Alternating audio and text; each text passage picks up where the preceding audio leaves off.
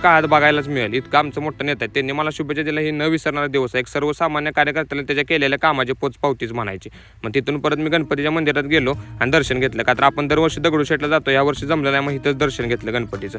मग परत आपल्या समीर भाईयाने मला तिथलं झाड तोडून दिलं, त्यांच्या शुभेच्छा स्वीकारल्या आणि सर्व्हिसिंगवर गाडी घेऊन आलो आणि पहिला शंकर महाराजांच्या मठात गेलो, महाराजांचं दर्शन घेतलं. का तर पुण्याला गेलो त्यामुळे धनकवडीला पण जायला जमलं नव्हतं. मग आपल्या तासवड्यात शंकर महाराजांच्या मठात तिथं गेलो आणि महाराजांचं दर्शन घेतलं. मग परत दुपारी यशराज पण आलता, त्याच्या शुभेच्छा घेतल्या आणि काका संध्याकाळी तर पेढ्याचा बॉक्स घेऊन. मग काकाने पेढं भरवलं, शिवराज पण तिथं होता, दोघांना पण भरवलं.